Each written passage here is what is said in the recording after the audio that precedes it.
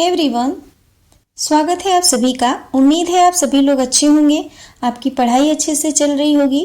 आज की वीडियो में महान समाजशास्त्री हर्बर्ट स्पेंसर के बारे में चर्चा होने वाली है। आज की वीडियो में हम स्पेंसर महोदय के प्रमुख सिद्धांत, उनकी कृतियां और उनके जीवन परिचय पर चर्चा करने वाले हैं। वीडियो को पूरा देखिए ताकि टॉपिक आपको समझ में आए। हर्बर्ट स्पेंसर महोदय के व्यक्तित्व की अगर बात करें तो हर्बर्ट स्पेंसर एक व्यक्तिवादी विचारक थे और ये अध्ययन और प्रयोगों में विश्वास बिल्कुल भी नहीं करते थे, बल्कि निरीक्षण के आधार पर तथ्यों का निर्माण करते थे और उसे एक वैज्ञानिक स्वरूप प्रदान करते थे। हर्बर्ट स्पेंसर के विचारों में आपको मौलिकता का भाव आपको स्पष्ट रूप से दिखाई देगा और एक वैज्ञानिक विचारधारा का ये समर्थन करते हैं। हर्बर्ट स्पेंसर के जीवन में कई लोगों का प्रभाव था, लेकिन एडम स्मिथ का प्रभाव सबसे अधिक है और एडम स्मिथ की पुस्तक द वेल्थ ऑफ नेशन और अहस्तक्षेप की नीति ने स्पेंसर को बहुत ज्यादा प्रभावित किया और स्पेंसर स्वयं अहस्तक्षेप की नीति का समर्थन करते थे। हर्बर्ट स्पेंसर 19वीं सदी के एक प्रमुख दार्शनिक थे, समाजशास्त्री और साथ ही साथ जीव विज्ञानी भी थे। इनका जन्म 27 अप्रैल 1820 को इंग्लैंड के डर्बी शहर में हुआ और इनकी मृत्यु 8 दिसंबर 1903 को हुई। हर्बर्ट स्पेंसर को सामाजिक उद्विकास का जनक के रूप में देखा जाता है, यानी फादर ऑफ सोशल रिवॉल्यूशन के रूप में जाने जाते हैं। हर्बर्ट स्पेंसर के जो विचार थे वो समाज और मानव विकास को वैज्ञानिक दृष्टिकोण से समझने पर ज्यादा फोकस करते थे, यानी इनके जो विचार हैं वो समाज को और मानव विकास को वैज्ञानिक दृष्टिकोण से समझने के लिए प्रेरित करते हैं। हर्बर्ट स्पेंसर ने चार्ल्स डार्विन के सिद्धांतों का सबसे ज्यादा अनुसरण किया। स्पेंसर ने चार्ल्स डार्विन के जीवों के प्राकृतिक चयन, नेचुरल सिलेक्शन के सिद्धांत को समाज और संस्कृति पर लागू करते हुए सर्वाइवल ऑफ द फिटेस्ट की बात करते हैं, जो कि उनके समाजशास्त्रीय सिद्धांतों का केंद्र बिंदु है। आप देखेंगे कि इनके जितने भी सिद्धांत हैं, इनके जितने भी विचार हैं, वो सब जीवों की प्राकृतिक चयन और सर्वाइवल ऑफ द फिटेस्ट के इर्द गिर्द ही घूम रहे हैं। आगे हम अब आपको इनके सिद्धांतों के बारे में बताएंगे और सबसे पहला इनका सिद्धांत है सामाजिक उद्विकास, सोशल इवोल्यूशन थ्योरी। हाँ, तो स्पेंसर का मानना था कि समाज भी जीवधारियों की तरह है। जैसे जीवों का विकास होता है वैसे ही समाज का विकास होता है। इनका कहना था कि समाज एक साधारण और अव्यवस्थित अवस्था से शुरू होता है और धीरे धीरे जटिल और व्यवस्थित अवस्था में विकसित होता है। इनका सिद्धांत स्वाभाविक चयन और योग्यतम की उत्तरजीविता के सिद्धांत पर आधारित है।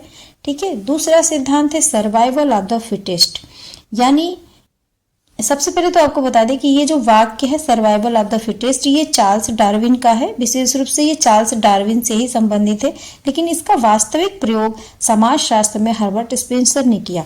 इनका मानना था कि समाज और प्रकृति में केवल वे ही लोग सरवाइव कर पाएंगे जो सामाजिक नियमों के अनुरूप अपने आप को ढालेंगे। इनका मानना था कि चाहे व्यक्ति हो, चाहे समूह हो, चाहे संस्थाएं, वही समाज में टिक पाएंगे जो बदलते परिवेश के साथ खुद को अनुकूलित कर लेते हैं। यानी समाज में वही व्यक्ति, वही संस्था, वही समूह सरवाइव करेगा जो सामाजिक नियमों के अनुरूप अपने आप को बदलता रहेगा।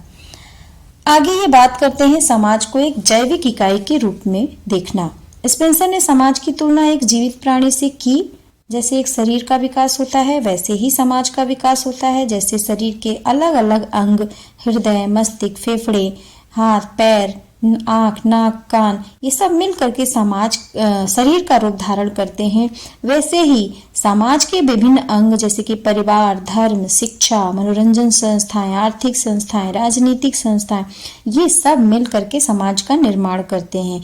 जिस तरह से शरीर के विभिन्न अंग अपना कार्य करते हैं और प्रकार्यात्मक रूप से पूरे शरीर के विकास में अपना योगदान देते हैं, उसी तरीके से समाज के सभी अंग अपना अपना कार्य करते हैं और समाज के विकास में प्रकार्यात्मक रूप से अपना योगदान देते हैं।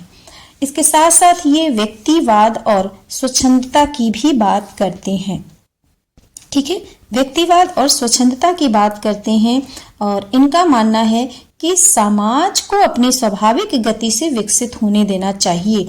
यानी ये समाज में बहुत ज़्यादा नियंत्रण की बात नहीं करते हैं, बल्कि इनका मानना है कि सरकार को समाज के विकास में न्यूनतम हस्तक्षेप करना चाहिए। और साथ ही ये भी कहते हैं कि समाज में सामाजिक और आर्थिक मामलों में स्वतंत्रता मिलनी चाहिए ताकि समाज का ठीक से विकास हो पाए। इसके साथ साथ ये धार्मिक और नैतिक दृष्टिकोण की भी बात करते हैं और इनका मानना था कि धर्म को सामाजिक नियंत्रण और नैतिकता के विकास के लिए महत्वपूर्ण स्थान मिलना चाहिए।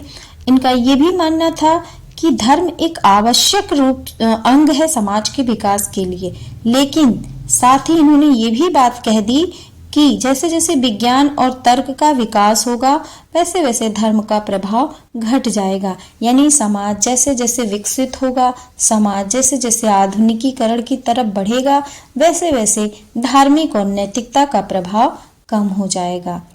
अब हम इनकी कृतियों की बात कर ले। वैसे तो मैंने इनकी सभी कृतियों की बात यहाँ पे नहीं की है, जो महत्वपूर्ण है उनके बारे में हम यहाँ बात करने वाले हैं। तो पहला है सिंथेटिक फिलॉसफी, और इसी पुस्तक को दूसरे नाम से भी जाना जाता है जिसे फर्स्ट प्रिंसिपल कहा जाता है। और ये पुस्तक लिखी गई 1862 ईस्वी में, 1862 में। दूसरा है the principle of sociology, the principle of sociology, जो कि 1854 1854 में लिखी गई। तीसरा है सोशल स्टैटिक्स, जो कि 1851 1851 में लिखी गई। फोर्थ में है प्रिंसिपल ऑफ एथिक्स, जो कि 1877 में लिखी गई। आगे है प्रिंसिपल ऑफ सोशियोलॉजी, जो कि 1875 में लिखी गई। ठीक है, तो ये कुछ महत्वपूर्ण पुस्तकें थी, देख लीजिए एक बार और। Synthetic philosophy, first principle, the principle of sociology, social statics and principle of ethics, principle of sociology. अब हम बात करने वाले हैं हर्बर्ट स्पेंसर के विचारों का प्रभाव, यानी समाजशास्त्र और समाज पर हर्बर्ट स्पेंसर का क्या प्रभाव पड़ा, इसके बारे में बात करेंगे। तो सबसे पहला प्रभाव था समाजशास्त्र में योगदान, यानी इन्होंने सबसे पहला जो योगदान है वो समाजशास्त्र में समाज को एक जैविक इकाई के रूप में देखने का दृष्टिकोण। ये दृष्टिकोण समाजशास्त्र में एक नया आयाम लेकर आया और एक नया सिद्धांत प्रस्तुत करता है। दूसरा, राजनीतिक और आर्थिक विचारों पर प्रभाव पड़ा। इन्होंने विचार मुक्त बाजार अर्थव्यवस्था की बात की, फ्री मार्केट इकोनॉमी की बात करते हैं और उदारवादी विचारधारा के समर्थकों को प्रेरित करते हैं। तीसरा प्रभाव समाज और शिक्षा पर भी पड़ा। स्पेंसर ने शिक्षा के महत्व पर बल दिया और इसे सामाजिक विकास के लिए जरूरी बताया, और ये भी बताया कि सामाजिक विकास के लिए शिक्षा एक आधार है। अंत में हम कह सकते हैं कि हर्बर्ट स्पेंसर समाजशास्त्र और सामाजिक उद्विकास के प्रमुख विचारक थे। इनके सिद्धांतों ने समाज को वैज्ञानिक दृष्टि से समझने में योगदान दिया। हालांकि इनके सिद्धांतों की आलोचना भी हुई, फिर भी इनका जो योगदान है, जो प्रभाव है, समाजशास्त्र में हमेशा से ही देखने को मिलेगा, जाना जाएगा, पढ़ा जाएगा, और समाजशास्त्र इनके योगदान के लिए हमेशा से ही ऋणी रहेगा। तो उम्मीद है आपको टॉपिक समझ में आया होगा। Thank you.